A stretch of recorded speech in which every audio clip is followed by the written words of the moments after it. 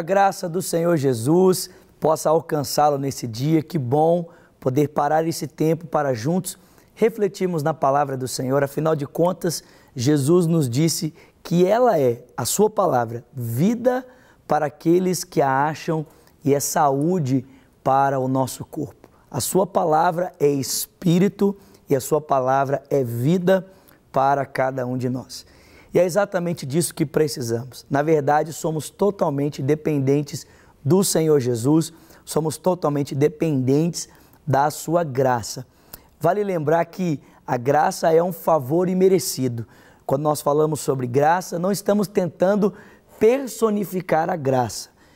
Algumas pessoas, quando vão falar da graça de Deus, tendem a pensar a graça quase que uma pessoa paralela à pessoa de Jesus, como se a graça de Deus pudesse ser experimentada fora da pessoa de Cristo. Quando, na verdade, a graça de Deus nada mais é do que esse favor imerecido que Deus nos concede através de Jesus. Ou, simplificando, eu poderia dizer que a graça de Deus pode ser vista e experimentada na maneira como Deus age na história com o fim de salvar os homens. E nós precisamos dessa graça. Seja a graça que nos sustenta, seja a graça que nos salva, a verdade é que somos totalmente dependentes da graça e da misericórdia de Deus. Mas, com o passar do tempo, a gente pode correr o risco de se esquecer disso. E nos esquecendo que somos dependentes da graça, nós podemos correr no risco de construirmos um projeto paralelo que substitui a importância da graça, da dependência de Deus na nossa vida. E a esse projeto nós podemos chamar de legalismo.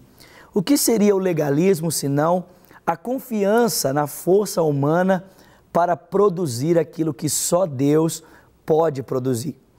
Nós podemos, com o passar do tempo, pensarmos que somos bons, que somos fortes o suficientes para produzirmos aquilo que só Deus pode produzir.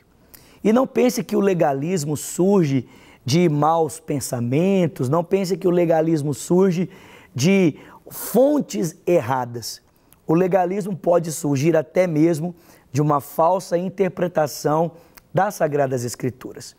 É um pouco sobre isso que os Gálatas estavam experimentando quando Paulo escreveu para eles a sua epístola aos Gálatas. Você olha para a história daquela igreja e você descobre que aqueles irmãos ou aquela igreja surgiu, as igrejas da região da Galácia, surgiram em um profundo avivamento, um profundo despertar de Deus através da vida e do ministério do apóstolo Paulo. Mesmo com todas as dificuldades que Paulo experimentava naquela época ao pregar o evangelho aos Gálatas, provavelmente até mesmo uma enfermidade física, o texto sagrado diz para mim e para você que a enfermidade de Paulo e as dificuldades enfrentadas para receberem a palavra não foram obstáculos para a evangelização e a conversão dos Gálatas.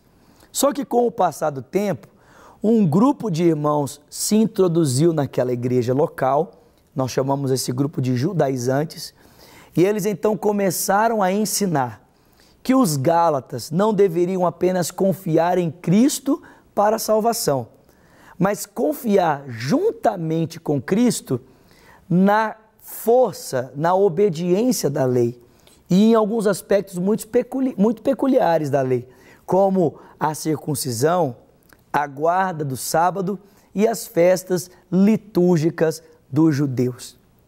Em outras palavras, o legalismo na igreja da Galácia surgiu exatamente de uma falsa interpretação da lei de Moisés.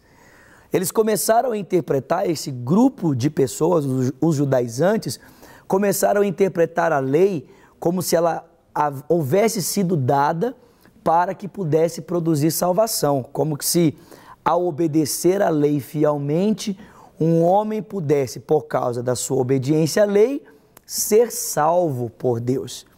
E foi exatamente essa falsa interpretação do texto bíblico, do texto do Antigo Testamento, que trouxe então para a vida dos Gálatas esse senso né, de confiança em si mesmo, conduzindo os Gálatas a um legalismo. E isso pode incorrer comigo, isso pode incorrer com você. Nós também podemos, com o passar do tempo, nos tornarmos legalistas, deixarmos de depender única e exclusivamente da graça de Deus para começarmos a confiar nas nossas próprias obras para a nossa relação com Deus, para a nossa vida cristã.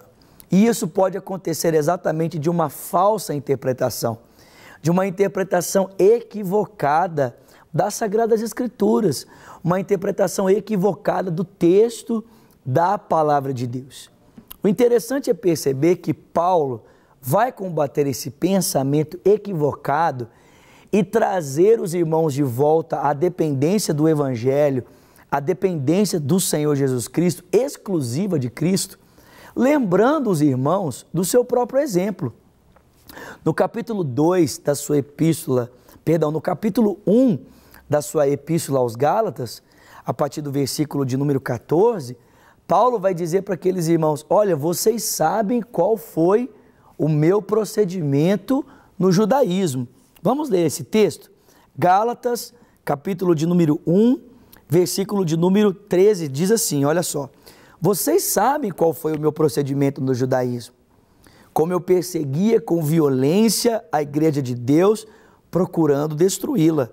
No judaísmo, eu superava a maioria dos judeus da minha idade e era extremamente zeloso das tradições dos meus antepassados. Olha o que Paulo diz: eu mesmo já estive nesse engano, eu mesmo já vivi esse problema, porque eu também já estive desse lado. Eu já pensei o dia que a minha própria força em obedecer à lei, de acordo com a leitura que haviam me confiado, poderia me garantir a salvação. Mas Paulo diz, na verdade, essa obediência e esse esforço todo não produziram a salvação, pelo contrário, produziram violência, produziram engano, produziram cegueira. E sabe o que é pior? É que Paulo vivia nessa violência contra os outros, nesse engano e nessa cegueira, pensando que ele podia estar agradando a Deus. A verdade é que nós dependemos totalmente de Deus. Precisamos da sua graça, precisamos da sua misericórdia.